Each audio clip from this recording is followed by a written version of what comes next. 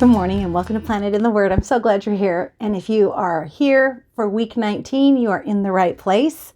Today we're going to talk a little bit about David again because there are so many different things in this week that we could stop and have a really great conversation about that it really is hard to pick just one that I think might be interesting and maybe something that you didn't know. So to try and decide which area of this week's reading to spend time on was a little difficult, but I think that I've chosen an area that hopefully you might be familiar with, but maybe you haven't heard about it or thought about it in exactly this way. So we're going to talk about what happens in 2 Samuel 12. And the reason we're going to stop there is because it has quite a few long-range implications that happen that begin in this passage. So let's review where we're at a little bit. The reading that will come before is David's sin of taking Bathsheba away from Uriah and then having Uriah killed. God is really dealing with him on that, and it really comes to fruition in this particular passage that we're going to talk about today. And it's 2 Samuel 12, and a little bit I'm going to just concisely summarize, and then a little bit I want to read to you. Essentially, his friend Nathan has come to David because David thinks he has gotten away with stealing and killing another man. And when Nathan comes to David, he comes and he tells him a story. And it's actually one, I think, of the sweetest stories in the Bible, at least to me, because it has such great implications. And he comes it in not an accusatory pattern, but he draws David in by telling him a story about two men, one very, very rich and one poor. And the poor man had a pet sheep, and he loves the sheep. He brings it into this house. He nurtures this ewe lamb, as it's called, and it grows up with his children, and it's prized, and it's precious. And a rich man has a man come to stay with him, a visitor. And the rich man, instead of going out and taking one of his own sheep, takes the ewe lamb from the poor man who only owns the one sheep and kills it and offers it to his visitor. And David is so upset by the injustice of this story that this is where I want to pick up for you. I want to start reading to you just a couple of verses, 2 Samuel 12, and I'm going to read to you 5 to 7a. And this is what it said. You can follow along on the screen.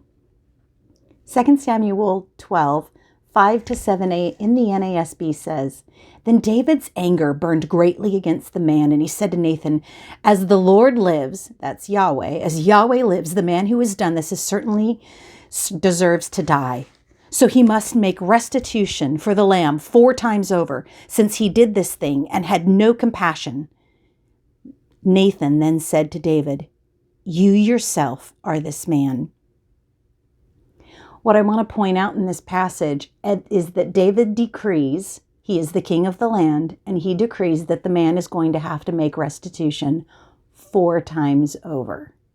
As you continue to read the next few days and then the next few weeks, you're going to be able to see exactly how that is carried out. God holds David accountable to his decree. First of all, there are 4 punishments, you'll say consequences, that are listed in the rest of this chapter. The other thing I'd like to point out is David ends up losing 4 of his sons. But those aren't actually even the things I want to land on. What I want to land on today is this idea that David took something that wasn't his. And if we are reminded that even as parents, character is caught, not taught, we see a little bit of that play out here as this story moves forward. Our children pick up the things that we do, not by overtly being taught, but by watching what we do. If we go to a movie theater and we lie about their age to pay a lower price, they know how old they are. And what they've learned is, when it comes to money, it's okay to lie. Well, I think one of the things that David ended up doing with Bathsheba is he modeled that it's okay to take something that isn't yours. And we see this play out with each one of his sons that become heir to the throne. For example, we have Amnon, who takes his sister Tamar, and he has relations with her and then is repulsed by her. And David hears about it and does nothing. I personally, in my opinion, think that's because he recognizes he did that. And somehow or some way that seems to inhibit his ability to address this horrible wrong that has been done to his daughter. The second thing that happens is that we see Absalom take David's throne, take David's counselor, and take David's concubines. He does this in that same manner. He's taking something that does not belong to him. The third time we see this is we see Adonai after David's death. And Adonai goes to Bathsheba, Solomon's mom, and says, I would like David's nurse. Basically, David's wife, though he never slept with her. And we think she is the Shulamite of the Song of Solomon that Solomon is in love with. But Adonai goes to her and says, I want this woman. Do you think you can intercede for me? What we don't recognize is there are cultural implications there that Adonai is really asking for Bathsheba to help him intercede, and that he sees this as a pathway to take the throne. If he can marry David's wife or nurse, this gives him a foothold to declare himself king. And we see this because Solomon gets so upset about the fact that he has done this. And again, it ends up resulting in his death. And then we get to Solomon. And so remember, these are things that have happened after David dies. But Solomon, he actually goes out, and at the end of his life, he lets his pagan wives that he's taken pagan wives, and they lead him to David's greatest fear for his offspring, is that they walk away from the worship of Yahweh. And Solomon, at the end of his life, participates in repulsive pagan worship.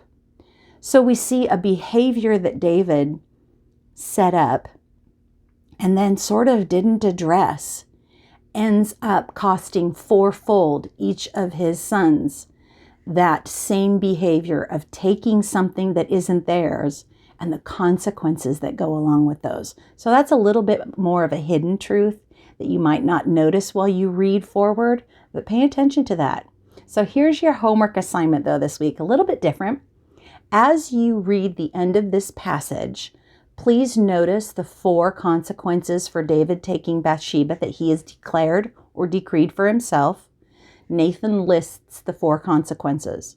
And then as you read forward, note each time those consequences are fulfilled. I think you'll find that there is a lot of continuity going forward. Thanks for stopping by. Hope to see you next week. Have a good one. Goodbye.